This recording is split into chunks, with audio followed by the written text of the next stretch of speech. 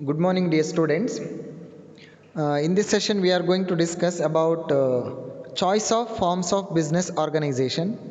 So, this is what the last concept under second chapter.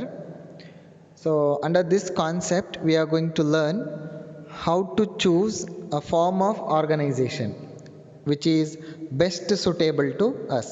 So ಈ ಒಂದು ತರಗತಿಯಲ್ಲಿ ನಾವು ಯಾವ ರೀತಿಯ ಬಿಸ್ನೆಸ್ ಆರ್ಗನೈಸೇಷನನ್ನು ಚೂಸ್ ಮಾಡಬೇಕು ಮತ್ತು ಅದನ್ನು ಚೂಸ್ ಮಾಡುವ ಆಯ್ಕೆ ಮಾಡುವ ವಿಧಾನ ಯಾವ ರೀತಿ ಅನ್ನೋದನ್ನು ನಾವು ಈ ಒಂದು ಕಾನ್ಸೆಪ್ಟಲ್ಲಿ ಕಲಿತೀವಿ.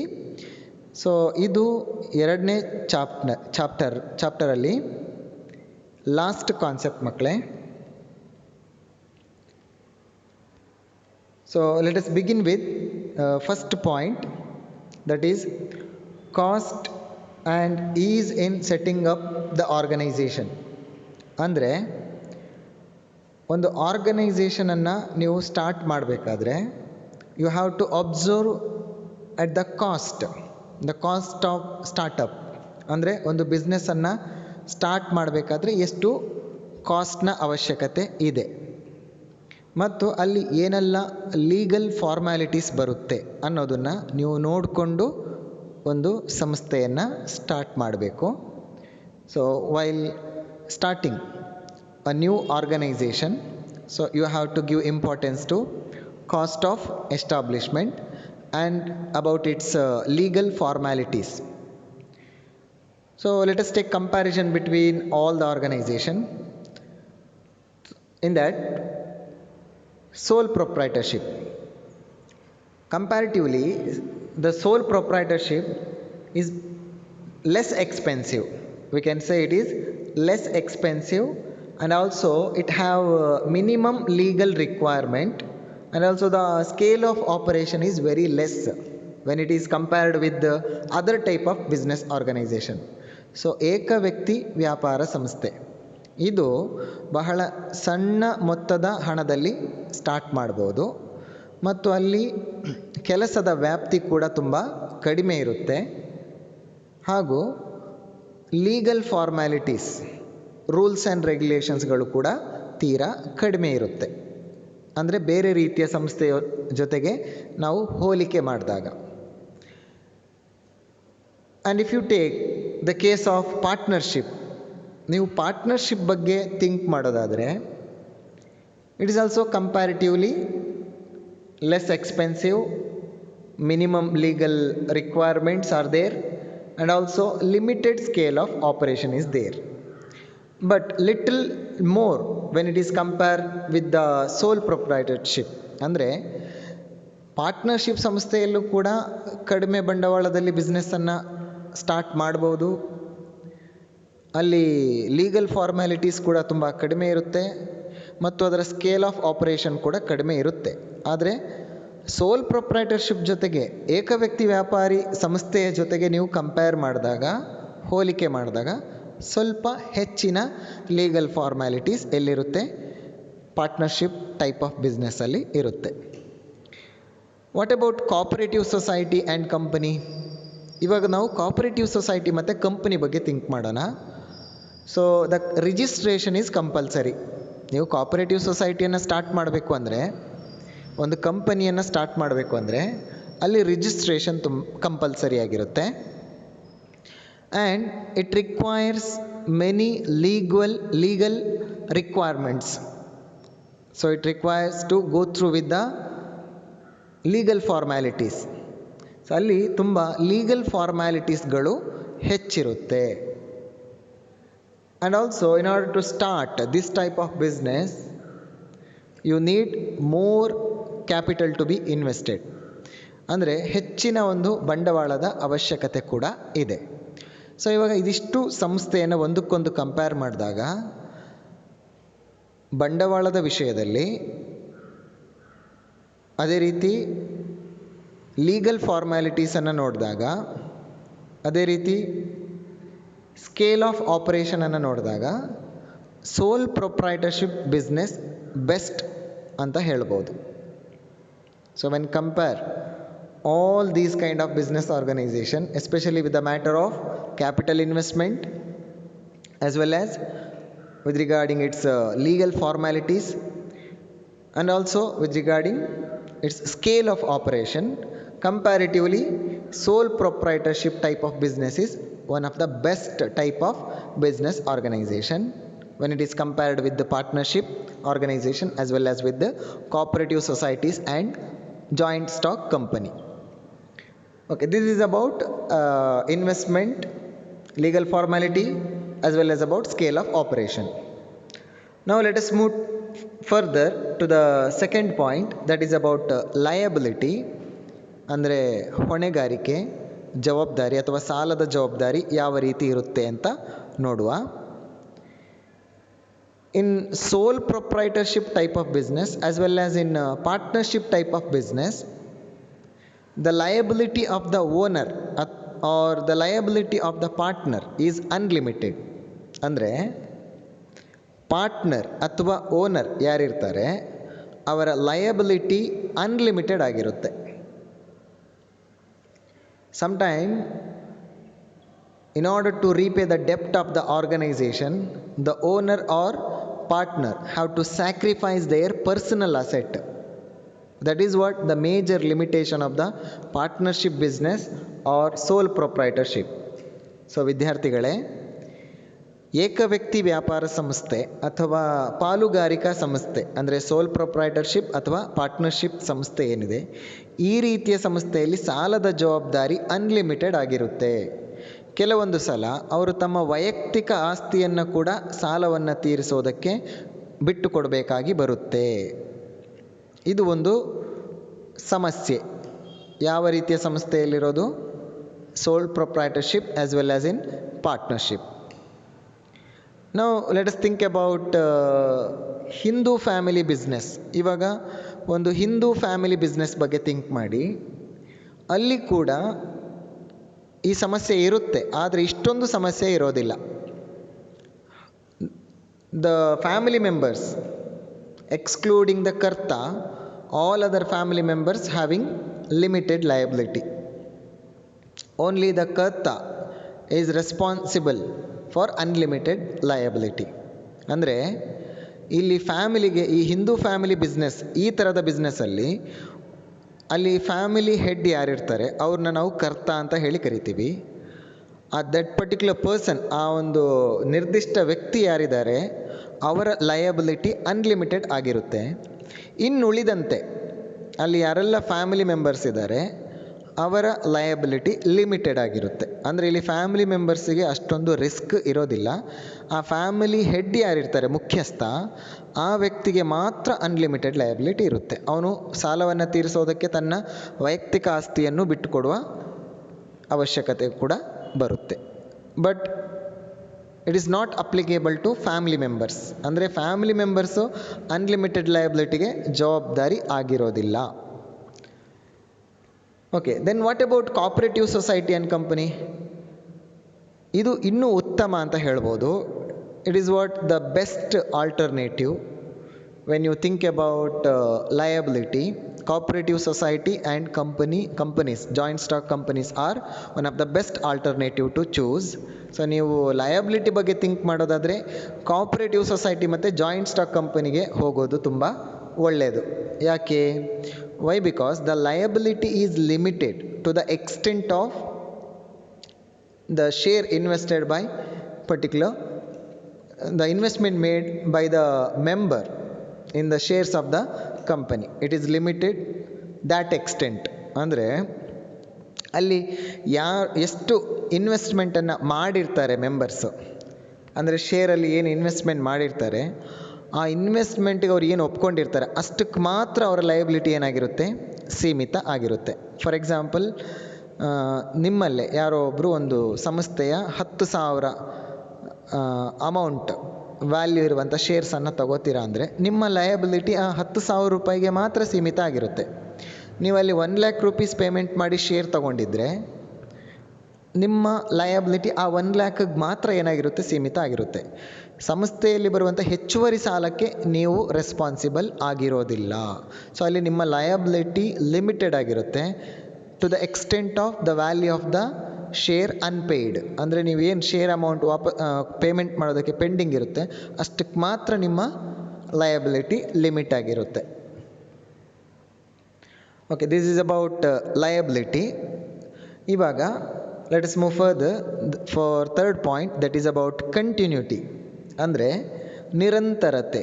ಅಂದರೆ ಯಾವ ಸಂಸ್ಥೆ ಬೇಗ ಮುಚ್ಚಬಹುದು, ಯಾವ ಸಂಸ್ಥೆ ತುಂಬ ದೀರ್ಘಕಾಲದವರೆಗೆ ಇರುತ್ತೆ, ಮಾರ್ಕೆಟಲ್ಲಿ ಸರ್ವೈವ್ ಆಗುತ್ತೆ. So sole proprietorship type of business as well as partnership type of the business. In this type of business, it is affected most of the time by the death, insolvency as well as insanity of the owner. ಅಂದರೆ ಈ ಸೋಲ್ proprietorship type of business ಏನಿದೆ, ಅದೇ ರೀತಿ partnership type of business ಏನಿದೆ, ಈ ರೀತಿಯ ಬಿಸ್ನೆಸ್ಗಳು ಒಬ್ಬ ವ್ಯಕ್ತಿಯ ಸಾವಿನಿಂದಾಗಿ ಅಥವಾ ಒಬ್ಬ ವ್ಯಕ್ತಿಯ ದಿವಾಳಿತನದಿಂದಾಗಿ, insolvency means the person who is not able to repay his debt is known as insolvent. If in case or else insane ಅಂದರೆ ಅವರು ಅವರ ಮೆಂಟಲ್ ಎಬಿಲಿಟಿಯನ್ನು ಕಳ್ಕೊಳ್ಳುವಂಥದ್ದು. ಸೊ ಈ ಥರ ಆದಾಗ ಆ ಸಂಸ್ಥೆ ಮುಚ್ಚುವ ಪರಿಸ್ಥಿತಿ ಬರ್ಬೋದು.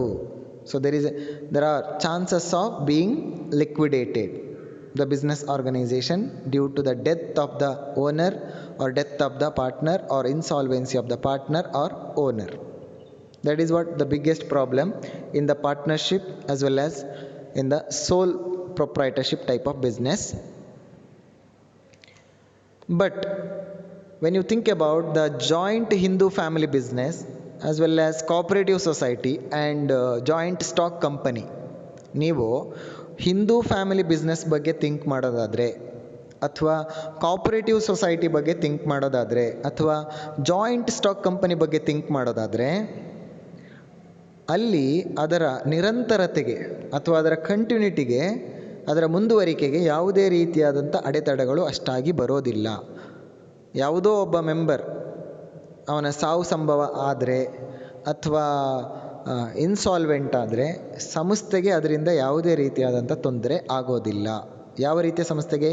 Hindu joint family business, cooperative society and joint stock company. ಯಾಕೆ?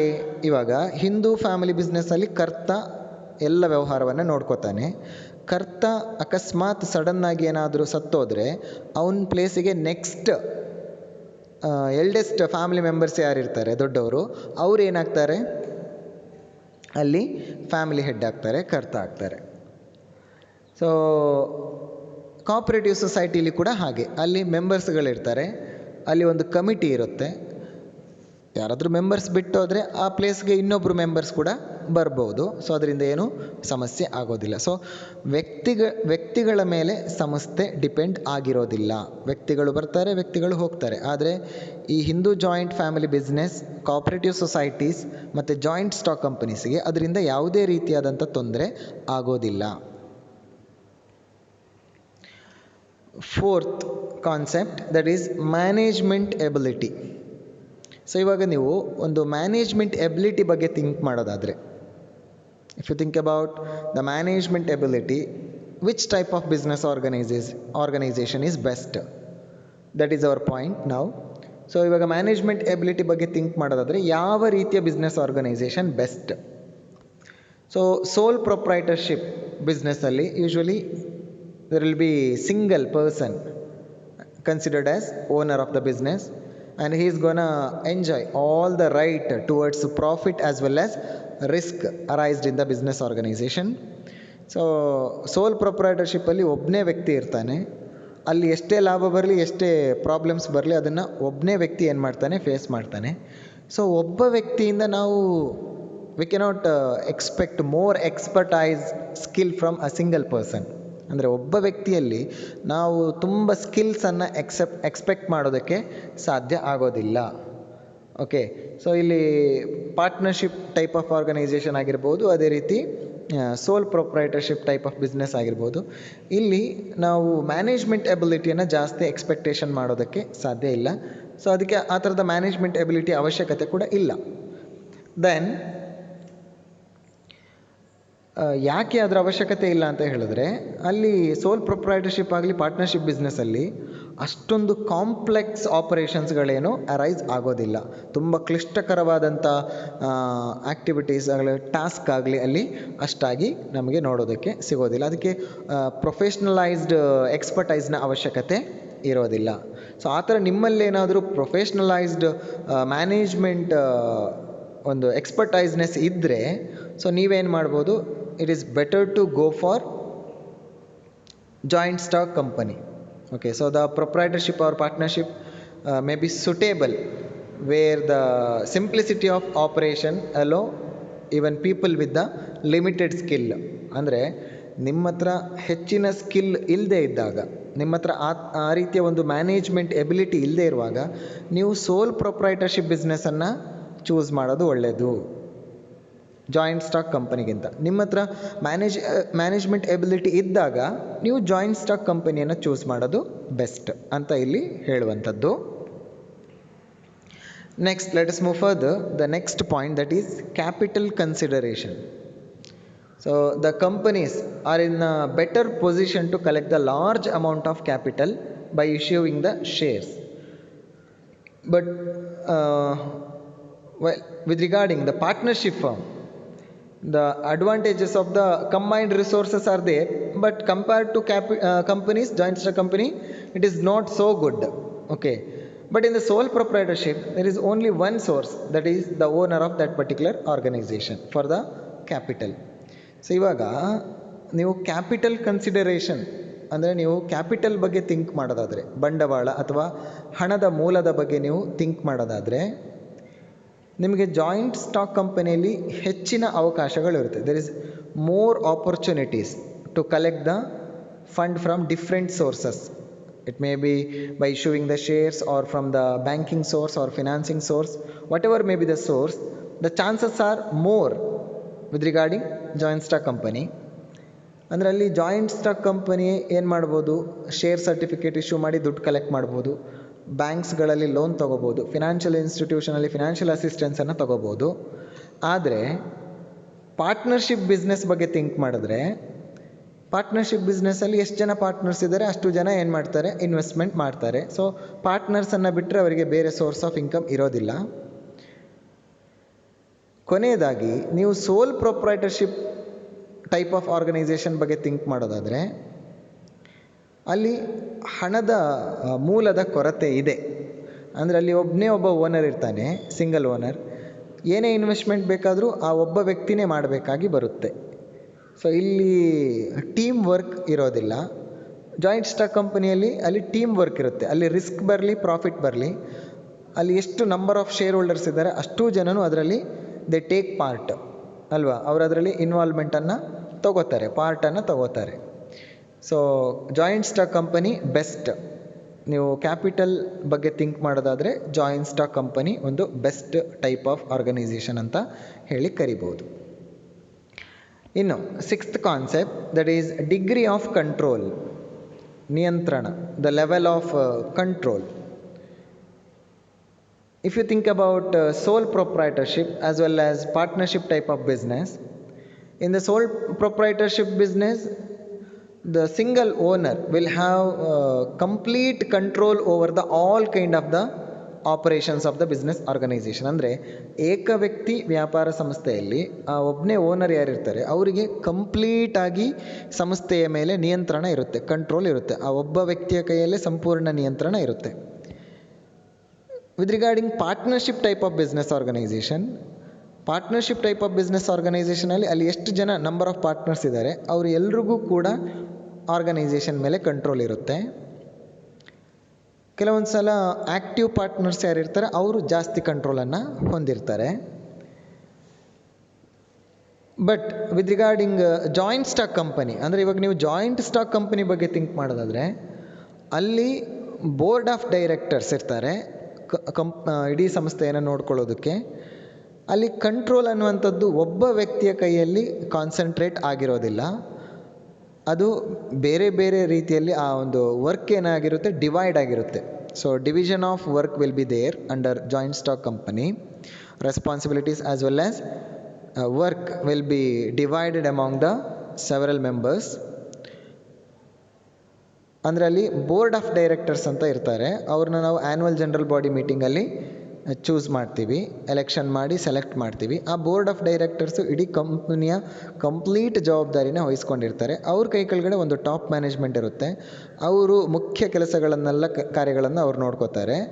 ಅಂದರೆ ಬೋರ್ಡ್ ಆಫ್ ಡೈರೆಕ್ಟರ್ಸ್ನ ನಿರ್ದೇಶನ ಡೈರೆಕ್ಷನ್ ಪ್ರಕಾರ. ಇನ್ನು ಟಾಪ್ ಮ್ಯಾನೇಜ್ಮೆಂಟ್ ಲೆವೆಲ್ ಕೆಳಗಡೆ ಮಿಡಲ್ ಲೆವೆಲ್ ಮ್ಯಾನೇಜ್ಮೆಂಟ್ ಇರುತ್ತೆ. ಮಿಡಲ್ ಲೆವೆಲ್ ಮ್ಯಾನೇಜ್ಮೆಂಟ್ ಕೆಳಗಡೆ ಲೋವರ್ ಲೆವೆಲ್ ಮ್ಯಾನೇಜ್ಮೆಂಟ್ ಇರುತ್ತೆ. ಸೊ ಇದು ಜಾಯಿಂಟ್ ಸ್ಟಾಕ್ ಕಂಪನಿಯಲ್ಲಿರುವಂಥ ಒಂದು ನಿಯಂತ್ರಣದ ವ್ಯವಸ್ಥೆ. ಆದರೆ ಸೋಲ್ ಪ್ರೊಪ್ರೈಟರ್ಶಿಪ್ ಮತ್ತು ಪಾರ್ಟ್ನರ್ಶಿಪ್ಪಲ್ಲಿ ಈ ಒಂದು ವ್ಯವಸ್ಥೆ ಇರೋದಿಲ್ಲ. ಓಕೆ, ಸೊ ನಿಮಗೆ ನಿಮ್ಮ ಬಿಸ್ನೆಸ್ಸಲ್ಲಿ ಜಾಸ್ತಿ ಕಂಟ್ರೋಲ್ ಬೇಕು, ಎಲ್ಲ ಕಂಟ್ರೋಲ್ ನಿಮ್ಮ ಒಬ್ಬರ ಕೈಯಲ್ಲೇ ಇರಬೇಕು ಅಂದರೆ ನೀವು ಬೆಟರ್ ಸೋಲ್ ಪ್ರೊಪ್ರೈಟರ್ಶಿಪ್ ಬಿಸ್ನೆಸ್ಸನ್ನು ಸ್ಟಾರ್ಟ್ ಮಾಡೋದು best. The seventh concept, nature of business. So if the direct personal contact is needed with the customer, then it is better to go for the option of sole proprietorship. ನಿಮಗೆ ನಿಮ್ಮ customer ಜೊತೆಗೆ ನೇರವಾಗಿ contact ಇಟ್ಕೊಳ್ಳೋದಕ್ಕೆ ಮನಸ್ಸಿದ್ದಲ್ಲಿ ನೀವು sole proprietorship type of ಬಿಸ್ನೆಸ್ಸನ್ನು start ಮಾಡ್ಬೋದು. ಕಸ್ಟಮರ್ಗೂ ಸಂಸ್ಥೆಗೂ ಯಾವುದೇ ರೀತಿಯಾದಂಥ ಡೈರೆಕ್ಟ್ ಕಾಂಟ್ಯಾಕ್ಟ್ ಇರಬಾರ್ದು ಅಂತ ಇದ್ದರೆ ನೀವು ಜಾಯಿಂಟ್ ಸ್ಟಾಕ್ ಕಂಪನಿ ರೀತಿಯ ಕಂಪನಿಯನ್ನು ಸ್ಟಾರ್ಟ್ ಮಾಡೋದು ಒಳ್ಳೆಯದು. ಅಲ್ಲಿ ಕಸ್ಟಮರ್ಸಿಗೂ ಕಂಪನಿಗೂ ಡೈರೆಕ್ಟ್ ಕಾಂಟ್ಯಾಕ್ಟ್ ಇರೋದಿಲ್ಲ. ಸ್ಟೂಡೆಂಟ್ಸ್, ಇದುವರೆಗೂ ನಾವು ಡಿಸ್ಕಷನ್ ಮಾಡಿರುವಂಥ ಕಾನ್ಸೆಪ್ಟ್ಸನ್ನು ಒಂದು ಶಾರ್ಟ್ ಫಾರ್ಮಲ್ಲಿ ಇವಾಗ ಡಿಸ್ಕಷನ್ ಮಾಡೋಣ. ನೀವು ಇಲ್ಲಿ ನೋಡ್ತಿರ್ಬೋದು ಟೇಬಲ್ 2.4 ಇಲ್ಲಿ ಒಂದು ಕಾಲಮ್ಸ್ ಹಾಕಿದ್ದೀವಿ. ನೀವು ಅಲ್ಲಿ ಹೆಡ್ಡಿಂಗ್ ನೋಡಿ, factors influencing the choice of forms of business organisation. ಅಂದರೆ ಯಾವ ಫ್ಯಾಕ್ಟರ್ಸನ್ನು ನಾವು ಮನಸ್ಸಲ್ಲಿಟ್ಕೊಂಡು ಒಂದು ಆರ್ಗನೈಸೇಷನನ್ನು ಚೂಸ್ ಮಾಡಬೇಕು ಅನ್ನೋದು. ಅಲ್ಲಿ 3 ಕಾಲಮ್ಸ್ಗಳು ಕಾಣಿಸ್ತಾ ಇದೆ. First column factors, second column most beneficial ಅಥವಾ advantages, and third column least beneficial ಅಥವಾ ಲೀಸ್ಟ್ ಅಡ್ವಾಂಟೇಜಸ್ ಅಂತ ಹೇಳ್ಬೋದು. ಸೊ ನಾವು ಯಾವುದು ತುಂಬ ಬೆನಿಫಿಟನ್ನು ಕೊಡುತ್ತೆ, ಯಾವುದು ಅತಿ ಕಡಿಮೆ ಬೆನಿಫಿಟನ್ನು ಕೊಡುತ್ತೆ ಅನ್ನೋದನ್ನು ಬೇರೆ ಬೇರೆ ಫ್ಯಾಕ್ಟರ್ ಮುಖಾಂತರ ತಿಳ್ಕೊಳ್ಳೋಣ. ಅಲ್ಲಿ ಫಸ್ಟ್ ಫ್ಯಾಕ್ಟರ್ ಕಾಲಮಲ್ಲಿ first point availability of the capital. ಅಂದರೆ ಬಂಡವಾಳ ಅಥವಾ ಇನ್ವೆಸ್ಟ್ಮೆಂಟ್, ಅಮೌಂಟ್ ಆಫ್ ಇನ್ವೆಸ್ಟ್ಮೆಂಟ್. ನೀವು ಅಮೌಂಟ್ ಆಫ್ ಇನ್ವೆಸ್ಟ್ಮೆಂಟ್ ಬಗ್ಗೆ ಥಿಂಕ್ ಮಾಡೋದಾದರೆ joint stock company best company. Sole proprietorship ತುಂಬ ಕಡಿಮೆ ಬೆನಿಫಿಟನ್ನು ಕೊಡುವಂಥದ್ದು. ಸೆಕೆಂಡ್ ಪಾಯಿಂಟ್ ನೋಡಿ, ಕಾಸ್ಟ್ ಆಫ್ ಫಾರ್ಮೇಷನ್. ಅಂದರೆ ನೀವು ಒಂದು ಸಂಸ್ಥೆಯನ್ನು ಎಸ್ಟಾಬ್ಲಿಷ್ ಮಾಡೋದಕ್ಕೆ ಎಷ್ಟು ಖರ್ಚಾಗುತ್ತೆ ಅನ್ನೋದು ನೀವು ಥಿಂಕ್ ಮಾಡೋದಾದರೆ ನಿಮಗೆ ಸೋಲ್ proprietorship type of business best ಅನಿಸುತ್ತೆ. ಜಾಯಿಂಟ್ ಸ್ಟಾಕ್ ಕಂಪನಿಯನ್ನು ನೀವು ನೆಗ್ಲೆಕ್ಟ್ ಮಾಡೋದು ಒಳ್ಳೆಯದು. Third one, is of formation. ಅಂದರೆ ಲೀಗಲ್ ಫಾರ್ಮ್ಯಾಲಿಟಿ ಬಗ್ಗೆ ನೀವು ಥಿಂಕ್ ಮಾಡೋದಾದರೆ, ಈಸ್ ಆಫ್ ಫಾರ್ಮೇಷನ್ ಅಂದರೆ ಇಲ್ಲಿ ಲೀಗಲ್ ಫಾರ್ಮ್ಯಾಲಿಟಿ ಬಗ್ಗೆ ಹೇಳಿರೋದು. ಲೀಗಲ್ ಫಾರ್ಮ್ಯಾಲಿಟಿ ಯಾವುದರಲ್ಲಿ ಕಡಿಮೆ ಅಂತ ಕೇಳಿದ್ರೆ ಅದು ಸೋಲ್ ಪ್ರೊಪ್ರೈಟರ್ಶಿಪ್ಪಲ್ಲಿ. ಕಂಪನೀಸ್ಗಳಲ್ಲಿ ಲೀಗಲ್ ಫಾರ್ಮ್ಯಾಲಿಟಿ ಜಾಸ್ತಿ ಇರುತ್ತೆ. ಫೋರ್ತ್ ಪಾಯಿಂಟ್ ನೋಡಿ, ಟ್ರಾನ್ಸ್ಫರ್ ಆಫ್ ಓನರ್ಶಿಪ್ಪನ್ನು ಟ್ರಾನ್ಸ್ಫರ್ ಮಾಡೋದು ಯಾವುದರಲ್ಲಿ ಸುಲಭ ಅಂತ ನೋಡಿದ್ರೆ ಕಂಪನೀಸಲ್ಲಿ ಬೆಸ್ಟ್. ಅದನ್ನು ಪ್ರೈವೇಟ್ ಕಂಪನಿಯನ್ನು ಹೊರತುಪಡಿಸಿ, ಅಂದರೆ especially in the public company it is very easy to transfer the ownership. ಆದರೆ ಯಾವುದರಲ್ಲಿ ತುಂಬ ಕಷ್ಟ ಅಂದರೆ ಪಾರ್ಟ್ನರ್ಶಿಪ್ ಬಿಸ್ನೆಸ್ಸಲ್ಲಿ ಓನರ್ಶಿಪ್ಪನ್ನು ಒಬ್ಬರಿಂದ ಇನ್ನೊಬ್ಬರಿಗೆ ಟ್ರಾನ್ಸ್ಫರ್ ಮಾಡೋದು ತುಂಬ ಕಷ್ಟ. ಯಾಕಂದರೆ ಅಲ್ಲಿ ಪಾರ್ಟ್ನರ್ಸ್ ಇದ್ದಾರೆ, ಪಾರ್ಟ್ನರ್ಸ್ ಪರ್ಮಿಷನ್ ಇಲ್ಲದೆ ಯಾರೂ ಕೂಡ ಅವರ ಓನರ್ಶಿಪ್ಪನ್ನು ಇನ್ನೊಬ್ಬರಿಗೆ ಬಿಟ್ಟು ಕೊಡುವ ಹಾಗೆ ಇರೋದಿಲ್ಲ. And fifth point, it's about managerial skill. So if you think about managerial skill, then it is better to choose the joint stock company rather than sole proprietorship. ಯಾಕೆಂದರೆ ಅಲ್ಲಿ ಜಾಯಿಂಟ್ ಸ್ಟಾಕ್ ಕಂಪನಿಯಲ್ಲಿ ಮ್ಯಾನೇಜರಿಯಲ್ ಸ್ಕಿಲ್ಲು ಜಾಸ್ತಿ ಬೇಕಾಗುತ್ತೆ. ಸೋಲ್ ಪ್ರೊಪ್ರೈಟರ್ಶಿಪ್ಪಲ್ಲಿ ಅಷ್ಟೊಂದು managerial ಸ್ಕಿಲ್ನ ಅವಶ್ಯಕತೆ ಇಲ್ಲ. ಇನ್ನು regulations, ನೀವು ರೆಗ್ಯುಲೇಷನ್ಸ್ ಬಗ್ಗೆ ಥಿಂಕ್ ಮಾಡೋದಾದರೆ ಸೋಲ್ ಪ್ರೊಪ್ರೈಟರ್ಶಿಪ್ ತುಂಬ best compare to joint stock company. Next point flexibility ಅಂದರೆ ನಿಮಗೆ ಯಾವ ರೀತಿ ಬೇಕೋ ಆ ರೀತಿ ನೀವು ಬದಲಾವಣೆಯನ್ನು ಮಾಡ್ಕೋಬೋದು. ಅದಕ್ಕೆ ನಿಮಗೆ ಬೆಸ್ಟ್ ಆಪ್ಷನ್ ಅಂದರೆ sole proprietorship rather than joint stock company. Joint stock ಕಂಪನಿಗಿಂತ ಸೋಲ್ ಪ್ರೊಪ್ರೈಟರ್ಶಿಪ್ ಬೆಸ್ಟ್. ಇನ್ನು ಕಂಟಿನ್ಯೂಟಿ ಬಗ್ಗೆ ಥಿಂಕ್ ಮಾಡೋದು ಅಂದರೆ ತುಂಬ ವರ್ಷಗಳ ಕಾಲ ಕೆಲಸ ರನ್ನಿಂಗಲ್ಲಿರುವಂಥ ಆರ್ಗನೈಸೇಷನ್, ಯಾವ ರೀತಿ ಆರ್ಗನೈಸೇಷನ್ ಲಾಂಗ್ ಟರ್ಮಲ್ಲಿ ಸರ್ವೈವ್ ಆಗುತ್ತೆ ಅಂತ ನೀವು ಥಿಂಕ್ ಮಾಡೋದಾದರೆ company, joint stock company will survive for the long period of time when it is compared with the sole proprietorship. ಅಂದರೆ ಸೋಲ್ ಪ್ರೊಪ್ರೈಟರ್ಶಿಪ್ ಅಷ್ಟೊಂದು ಲಾಂಗ್ ಟರ್ಮಲ್ಲಿ ಮಾರ್ಕೆಟಲ್ಲಿ ಸರ್ವೈವ್ ಆಗೋದಿಲ್ಲ. And the last point, that is liability. If you think about the liability, then it is better to choose the joint stock company rather than sole proprietorship. ಅದಾದಮೇಲೆ ಕೊನೆಗೆ ಒಂದು table ಕೊಟ್ಟಿದ್ದಾರೆ, table number 2.5 ಅಂತ. So ಇದು comparison ಮಾಡಿರುವಂಥ ಯಾವ ವಿಷಯದಲ್ಲಿ ಯಾವ ಸಂಸ್ಥೆ ಯಾವ ರೀತಿ ಇರುತ್ತೆ ಅಂತ. ಸೊ ನೀವು ಅಲ್ಲಿ ನೋಡ್ಬೋದು, ಫಸ್ಟ್ ಕಾಲಮಲ್ಲಿ ಬೇಸಿಸ್ ಆಫ್ ಕಂಪ್ಯಾರಿಸನ್ ಕೊಟ್ಟಿದ್ದಾರೆ, ಸೆಕೆಂಡ್ ಕಾಲಮಲ್ಲಿ sole proprietorship, third column partnership, fourth column joint Hindu family business, fifth column cooperative society and sixth column company. ಅಂದರೆ ಯಾವ ವಿಷಯದಲ್ಲಿ ಯಾವ ಕಂಪನಿ ಯಾವ ರೀತಿಯ ನೇಚರನ್ನು ಹೊಂದಿದೆ ಅಂತ ಹೇಳಿ ಕೊಟ್ಟಿದ್ದಾರೆ. ನೋಡಿ, ಫಸ್ಟ್ ಬೇಸಿಸ್ ಆಫ್ ಕಂಪ್ಯಾರಿಸನಲ್ಲಿ ಫಸ್ಟ್ ಒನ್ ಫಾರ್ಮೇಷನ್ ಅಂತ ಕೊಟ್ಟಿದ್ದಾರೆ. ಫಾರ್ಮೇಷನ್ ವಿಷಯದಲ್ಲಿ ಸೋಲ್ ಪ್ರೊಪ್ರೈಟರ್ಶಿಪ್ಪಲ್ಲಿ ತುಂಬ ಮಿನಿಮಮ್ ಲೀಗಲ್ ಫಾರ್ಮ್ಯಾಲಿಟೀಸ್ ಇರುತ್ತೆ. ಪಾರ್ಟ್ನರ್ಶಿಪ್ ಸಂಸ್ಥೆಯಲ್ಲಿ ನೀವು ರಿಜಿಸ್ಟ್ರೇಷನ್ ಮಾಡ್ಕೋಬೋದು, ಮಾಡದೇನೂ ಇರ್ಬೋದು.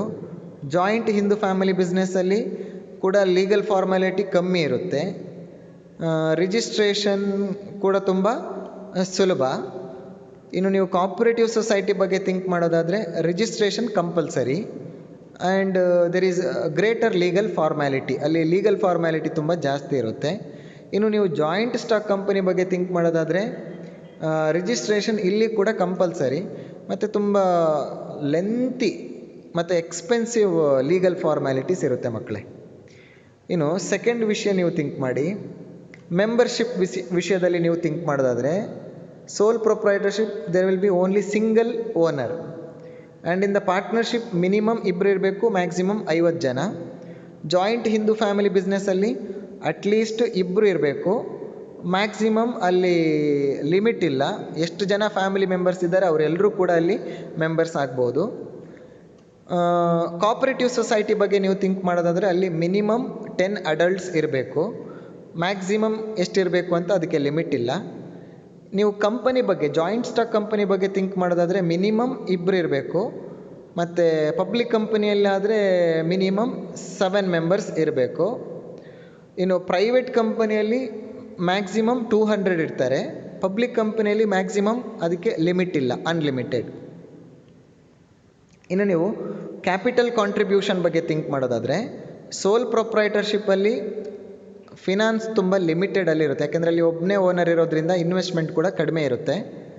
ನೀವು ಪಾರ್ಟ್ನರ್ಶಿಪ್ ಬಗ್ಗೆ ಥಿಂಕ್ ಮಾಡೋದಾದರೆ ಸೋಲ್ ಪ್ರೊಪ್ರೈಟರ್ಶಿಪ್ಗೆ ಕಂಪೇರ್ ಮಾಡಿದ್ರೆ ಪಾರ್ಟ್ನರ್ಶಿಪ್ಪಲ್ಲಿ ಸ್ವಲ್ಪ ಜಾಸ್ತಿ ಫಿನಾನ್ಸ್ ಅವೈಲೇಬಿಲಿಟಿ ಇರುತ್ತೆ. ಇನ್ನು ನೀವು ಹಿಂದೂ ಫ್ಯಾಮಿಲಿ ಬಿಸ್ನೆಸ್ ಬಗ್ಗೆ ಥಿಂಕ್ ಮಾಡೋದಾದರೆ ಅಲ್ಲಿ ಪೂರ್ವಜರಿಂದ ಬಂದಿರೋ ಆಸ್ತಿ ಇರುತ್ತೆ, ancestral property will be there. And if you think about cooperative society, the source of the finance is limited. Whatever they receive from the members of the organization by issuing the share, that is what the source of finance for the cooperative society. ಆದರೆ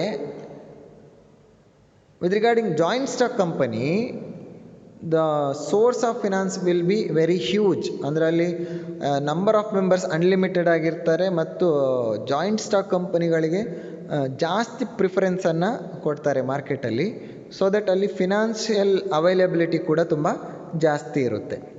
ಇನ್ನು ನೀವು liability ಬಗ್ಗೆ think ಮಾಡೋದಾದರೆ, if you think about liability, the liability of the sole proprietorship will be unlimited, the liability of the partnership also unlimited, and the liability of the Hindu joint family business, under that Karta will have unlimited liability and all other family members will have limited liability. And if you think about cooperative society, the liability of the members will be limited. And if you think about the joint stock company, the liability of the member is limited to the extent of the share value pending to repay. Okay, then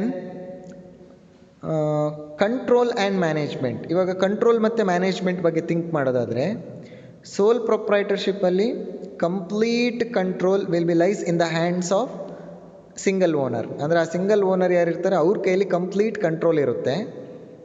ಇನ್ನು ನೀವು partnership ಬಗ್ಗೆ think ಮಾಡೋದಾದರೆ ಅಲ್ಲಿ decision ಯಾರು ತಗೋತಾರೆ, ಎಲ್ಲ partners mutual understanding will be there. The control will be distributed among the responsibilities as well as work will be distributed among the partners.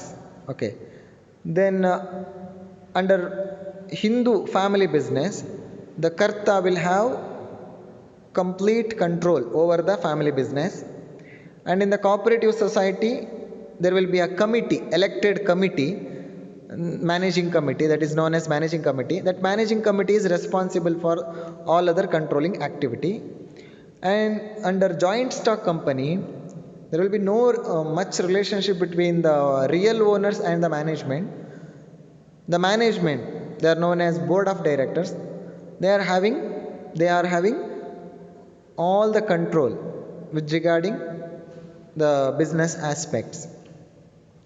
And the last comparison, that is based on continuity. So if you think about continuity, then sole proprietorship is not a stable organization. When the death of the single owner happens, then the organization, there is a chances to liquidate that particular organization. Then if you think about partnership type of business, it is more stable compared to sole proprietorship. And about joint Hindu family business, it is also stable business. It continues even after the death of the Karta. Even though the death of the Karta happens, then the next eldest family member will become the head of the family. Next one, that is about cooperative society. It is also stable type of business organization. It have separate legal existence. The members may come and members may go. It will not affect the business existence of the cooperative society, as it is having separate legal existence from the in the eyes of law. In the same way, joint stock company also having separate existence from its owners or members, so that it will continue even after even after may all members die. The continue will still continue to exist, because its existence is in the hands of law. It will start with the law as well as it will end with the law. Okay, so there are procedures and provisions to wind up joint stock company type of business. Okay, so these are the concepts with regarding second chapter. Yes, dear students, we are finished with the second chapter. In the next session, I'm gonna start with the third chapter. Please go through with the video again and again. I'm gonna wind up the session. Thank you.